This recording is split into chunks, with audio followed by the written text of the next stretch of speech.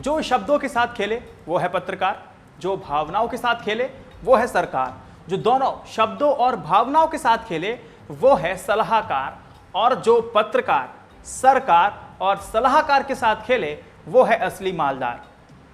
मैं आज इस वीडियो में उस एक मालदार की बात करता हूं, वो है बाबा रामदेव उर्फ रामकृष्ण यादव। अगर आप मेरी बात को सिर्फ कुछ ही समझे हैं तो आप पूरा वीडियो देखिए और आप हो सकता है पूरी बात को समझ जाएं। अगर आप बाबा रामदेव को योग गुरु भी समझते हैं तो आप 100% गलत हैं। बाबा ने जिसके खिलाफ अपनी आवाज उठाई उन्होंने ही पतंजलि को पटक लगाई। नमस्कार दोस्तों, मैं हूं वैभव, आप देख रहे हैं इंफोटेनमेंट न्यूज इनसाइड। चैनल को सब्सक्राइब, नोटिफिकेशन बेल आइकन को दबाइए ताकि आप रह सकें अपडेटेड। आपको एक काम और करना है कि मेरा जो फेसबुक पेज है वहां पे जाकर उसको लाइक करना है, और आपके कमेंट्स को 2 या 3 कमेंट्स को मैं हर दिन रिप्लाई करूंगा फेसबुक पेज पे, और जो मैं आपको हर लेटेस्ट खबर नहीं दे पाता हूं वह फेसबुक पेज पे आपको अपडेट करूंगा। चलिए इस सिलसिले को आगे बढ़ाते हैं।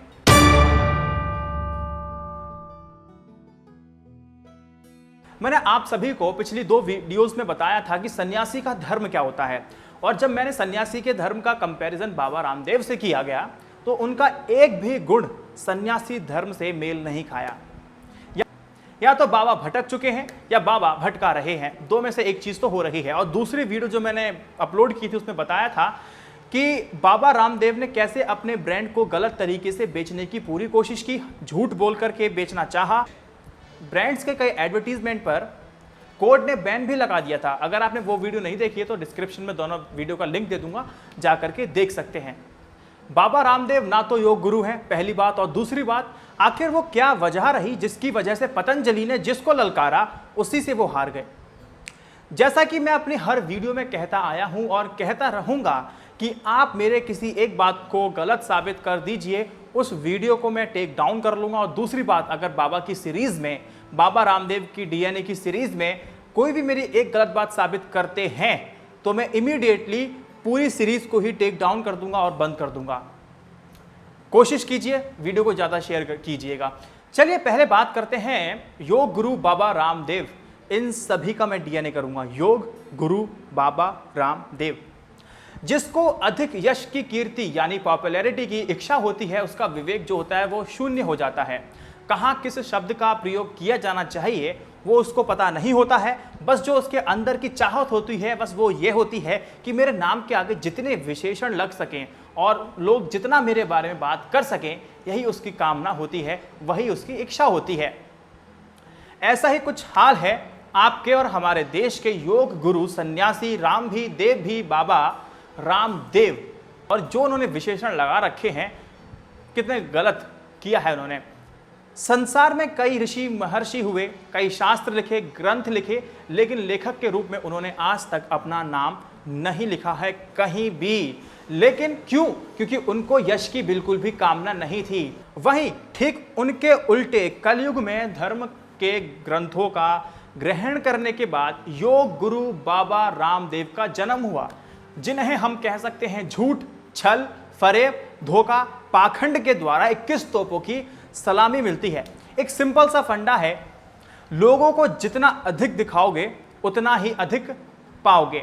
बाबा भी, राम भी, देव भी, कैसा मास्टर स्ट्रोक है, कैसे शब्द के जालों में आपको फंसाया गया वो समझने की कोशिश करना। रामदेव शब्द को अगर मैं आध्यात्मिक दृष्टि से जोड़ करके मैं देखूं तो रमन्ते योगिनो अस्मिन इति रामः, जिसमें योगी लोग रमण करते हो उसे राम कहते हैं। दिव्यतिथि इति देवा इति राम देवा, राम ही अपने में बहुत कुछ कह जाता है, फिर देव शब्द की लगाने की क्या आवश्यकता थी? उसकी कोई जरूरत थी ही नहीं।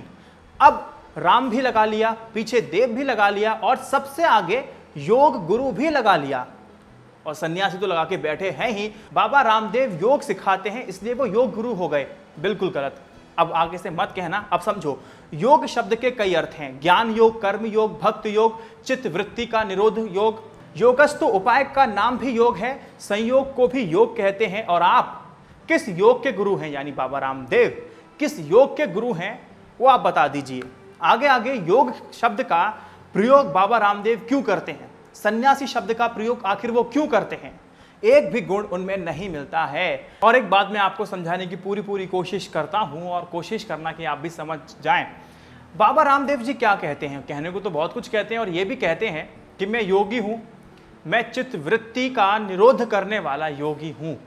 शब्द तो ऐसे कि आपको समझ में कभी ना आए, लेकिन मैं हम किस लिए बैठे हैं? समझाने के लिए। तो मैं आपको सीधा सीधा बता दूं कि इसका मतलब क्या है। यम, नियम, आसन, प्राणायाम, प्रत्याहार, ध्यान, धारणा, समाधि में जाकर के चित्त वृत्ति का निरोध होता है।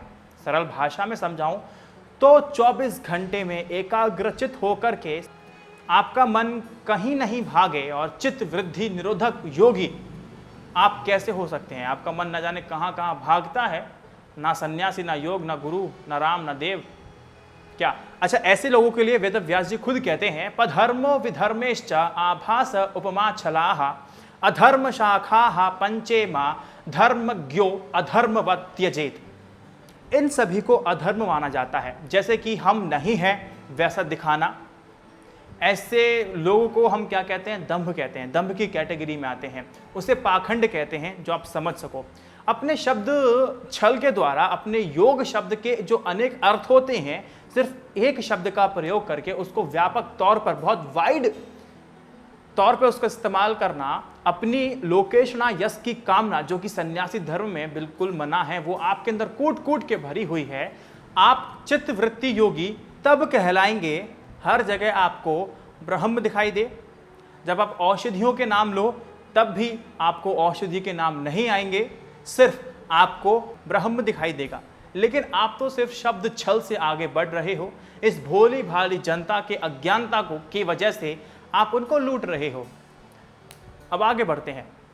अब गुरु शब्द पर आते हैं। बाबा रामदेव अपने गुरु को मारने का आरोप है, वहीं राजीव दीक्षित जी को भी मारने का आरोप बाबा रामदेव पर है। अगर हम ऐसा मान भी लेते हैं कि ऐसा निंदनीय काम, घृणित काम आपने नहीं किया है, लेकिन इस लोक में यही समझते हैं कि बाबा रामदेव ने 2 लोगों को मारा है। यद्यपि सत्यम लोक विरुद्धम मां चरणीयम, आपके वंश में विश्वात्मा, परम ब्रह्म परमात्मा, परम पुरुष श्री कृष्ण भगवान ने कहा भी है, भगवत गीता में यह श्लोक, अकीर्तिम चापि भूतानि कथयिष्यति ते व्ययाम संभावितस्य चा कीर्तिर मरणादितिरिच्यते। अगर आप संसार में बुरे बन जाओ तो उस जीवन में से आपको मुक्त हो जाना चाहिए। इन शब्द के जालों का योग, गुरु, बाबा, राम, देव, इसका शब्दों का पूरा डीएनए मैंने कर दिया है। अगर समझ में आ गया तो ठीक है, नहीं तो मुझे बताइए। शब्द छल, अगर शास्त्रों की बात माने तो ऐसे लोगों का पतन निश्चित होता है और अंतिम गति दुर्गति होती है। ये भविष्यवाणी नहीं, शास्त्रों की वाणी है। अब बात करते हैं पतंजलि के उन सारे प्रोडक्ट्स के ऊपर कि आपका क्या सोचना है। पतंजलि का जो प्रोडक्ट्स आप जो इस्तेमाल करते हैं, जो कमेंट्स आए थे आप लोगों के, पहले आप वो पढ़िए, आप लोग क्या समझते हैं। देखिए स्क्रीन पर अपने। और अब मैं आप सभी के सामने एक रिपोर्ट को पेश करता हूं। योग गुरु बाबा रामदेव की कंपनी पतंजलि के लगभग 40% जो प्रोडक्ट्स हैं उत्तराखंड स्थित हरिद्वार के आयुर्वेद और यूनानी कार्यालय द्वारा किए गए क्वालिटी टेस्ट में फेल हो गए हैं। सूचना के अधिकार यानी कि आरटीआई के जवाब में यह खुलासा हुआ है। हिंदुस्तान टाइम्स की जो रिपोर्ट है उसके अनुसार 2013 से लेकर के 2016 के बीच में एक बहुत सारे सैंपल्स को एकत्र किया गया, इकट्ठा किया गया। 82 सैंपल्स लिए गए, 32 प्रोडक्ट क्वालिटी टेस्ट में फेल हो गए। साथ ही पतंजलि का दिव्या आंवला रस और शिवलिंगी बीज भी क्वालिटी टेस्ट में फेल हो गए थे। लिंक डिस्क्रिप्शन बॉक्स में दे देता हूं, आप वहां जाकर के खुद भी पढ़ सकते हैं। अच्छा, जो भक्त होते हैं वो कुछ ना कुछ लॉजिक निकाल करके ही भक्ति में लगे रहते हैं। अब क्वालिटी में ऊपर नीचे बाबा रामदेव फेल, तो आप लोग क्या कह सकते हैं वो मैं बताता हूं।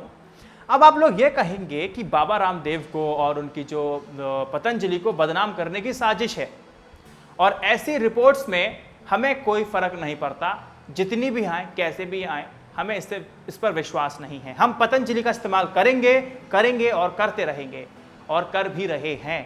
अगर ऐसा है, अगर इतना ही विश्वास है तो कई लाखों करोड़ों लोग दिन पे दिन, साल दर साल, महीने दर महीने बढ़ने चाहिए थे।